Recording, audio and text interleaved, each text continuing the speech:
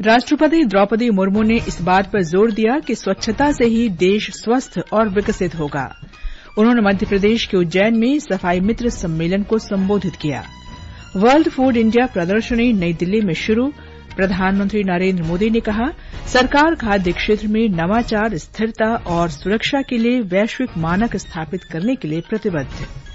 जम्मू कश्मीर में विधानसभा चुनाव के दूसरे चरण के लिए प्रचार तेज। अमेरिकी फेडरल रिजर्व द्वारा ब्याज दरों में कटौती के बाद सेंसेक्स और निफ्टी नई रिकॉर्ड ऊंचाई पर पहुंचे। चीन के चांगझोउ में भारत की Malvika Bansod China Open badminton tournament के महिला सिंगल्स के क्वार्टर फाइनल में पहुंची।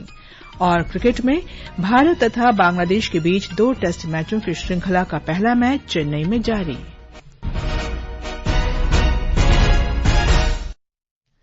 दोपहर समाचार के साथ मैं कनकलता। राष्ट्रपति द्रौपदी मुर्मू ने कहा है कि पिछले 10 वर्ष में स्वच्छता अभियान एक राष्ट्रव्यापी अभियान बन चुका है।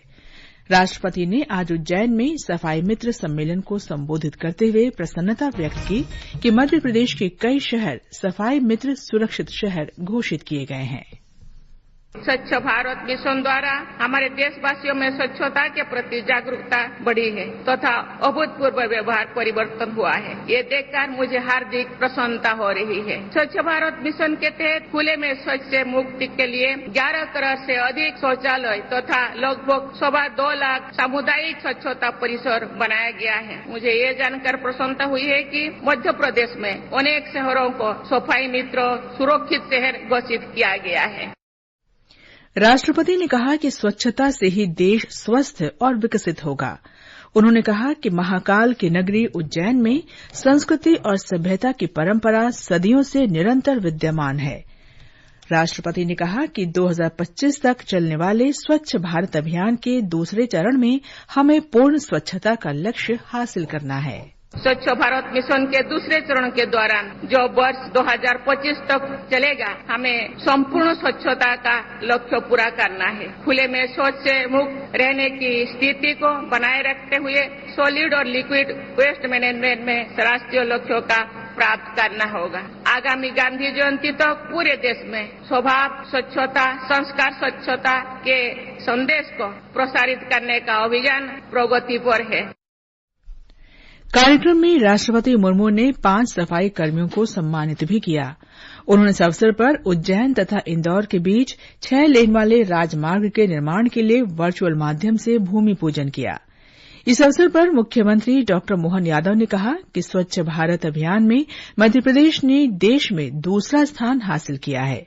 इंदौर 7 बार देश का सबसे स्वच्छ शहर रह चुका है।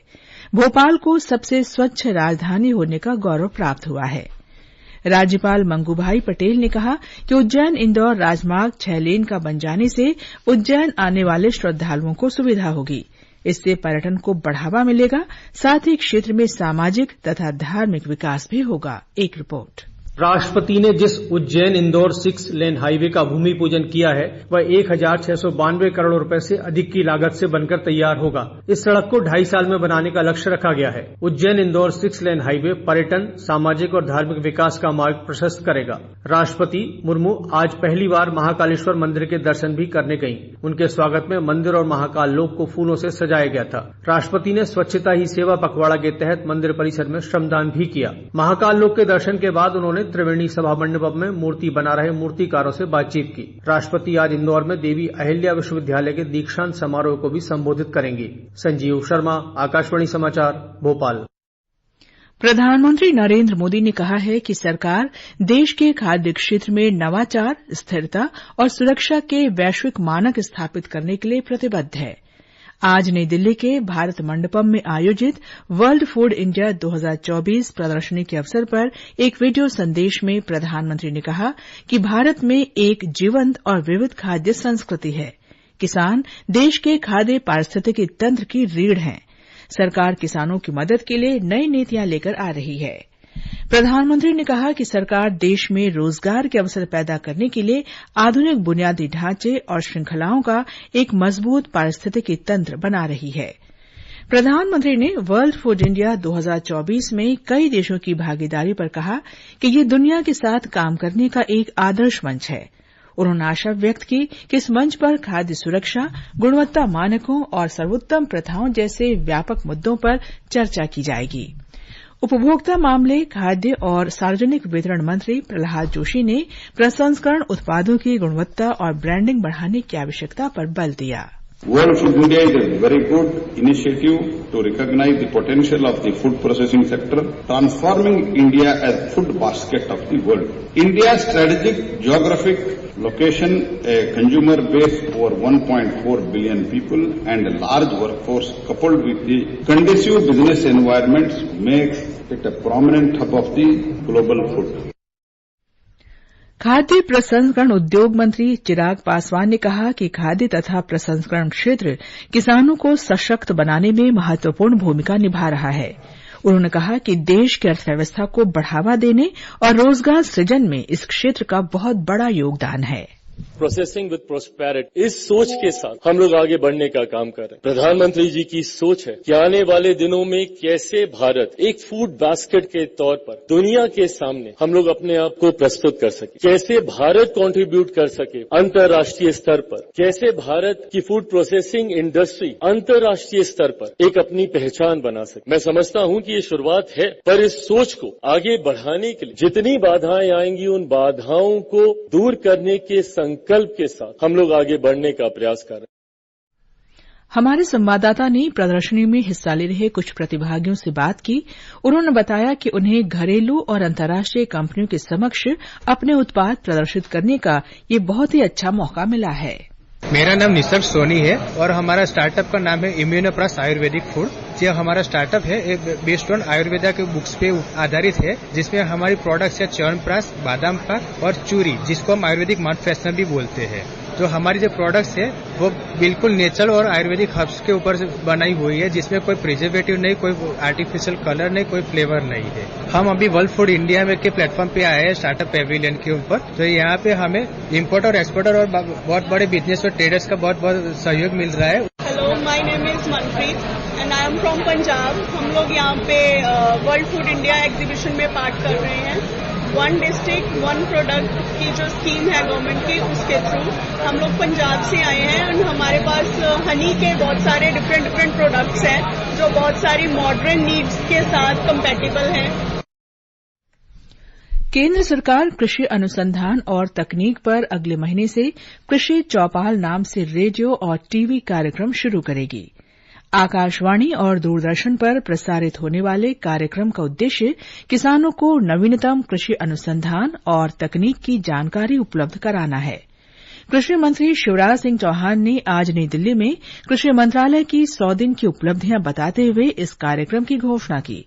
श्री चौहान ने कहा कि किसानों से सीधे जुड़कर वैज्ञानिक उनकी समस्याओं का समाधान करेंगे। एमएसपी पर खरीदें भी और नीति भी ऐसी बना दें कि जिसके कारण लाभकारी मूल्य किसान को मिल पाए।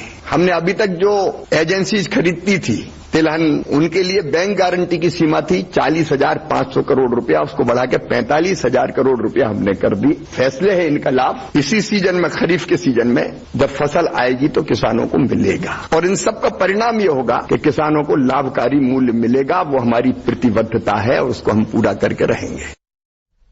ये समाचार हमारी वेबसाइट www.newsonair.gov.in और हमारे न्यूज ऑन एआईआर ऐप पर भी उपलब्ध हैं। केंद्र शासित प्रदेश जम्मू कश्मीर के विधानसभा चुनाव के दूसरे चरण के लिए प्रचार जोरों पर है। प्रधानमंत्री और भारतीय जनता पार्टी के वरिष्ठ नेता नरेंद्र मोदी ने आज श्रीनगर में एक चुनावी सभा को संबोधित किया। उन्होंने लोगों से जम्मू कश्मीर में 25 सितंबर को होने वाले विधानसभा चुनाव के दूसरे चरण में रिकॉर्ड संख्या में मतदान करने की अपील की। जम्मू कश्मीर के लिए राज्य का दर्जा बहाल करने का जिक्र करते हुए श्री मोदी ने कहा कि उन्होंने संसद में ये बयान दिया था कि जम्मू कश्मीर में राज्य का दर्जा बहाल किया जाएगा। इस वायदे को उनकी सरकार पूरा करेगी। प्रधानमंत्री ने कहा कि जम्मू कश्मीर के लोगों ने बड़ी संख्या में मतदान में हिस्सा लेकर एक इतिहास रचा है। कल पहली बार जम्मू कश्मीर में आतंक के डर के बिना मतदान हुआ। के बिना ये वोटिंग हुई। हम सभी के लिए ये बहुत खुशी की बात है, गर्व की बात है कि इतनी बड़ी तादाद में लोग वोटिंग के लिए अपने घरों से बाहर निकले। युवा हो, महिलाएं हो, बुजुर्ग हो, सभी ने खुले मन से वोटिंग की। पिछली बार की वोटिंग के रिकॉर्ड टूट गए हैं।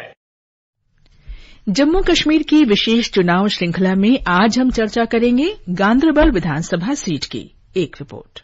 दूसरे चरण के मतदान के लिए प्रचार पूरे चरम पर है। विभिन्न पार्टियों के स्टार प्रचारक और निर्दलीय उम्मीदवार घर घर जाकर लोगों को लुभाने के अलावा रैलियां और रोड शोज करने में व्यस्त हैं। गांदरबल सीट एक प्रमुख विधानसभा क्षेत्र है जहां विभिन्न राजनीतिक दलों के 15 उम्मीदवार चुनावी मैदान में हैं। इनमें पूर्व मुख्यमंत्री और नेशनल कॉन्फ्रेंस के उपाध्यक्ष उमर अब्दुल्ला के अलावा पीपुल्स डेमोक्रेटिक पार्टी के बशीर अहमद मीर, अवामी इत्तेहाद पार्टी के मोहम्मद आशिक मीर और पूर्व विधायक इशफाक जबार कुछ प्रमुख उम्मीदवार हैं। निर्वाचन आयोग ने इस क्षेत्र में 157 मतदान केंद्र स्थापित किए हैं जहां 1,29,114 मतदाता अपने मताधिकार का प्रयोग करेंगे। मतदान के सुचारू संचालन को सुनिश्चित करने के लिए सभी व्यवस्थाएं की गई हैं। आकाशवाणी समाचार के लिए श्रीनगर से सुनील कौल।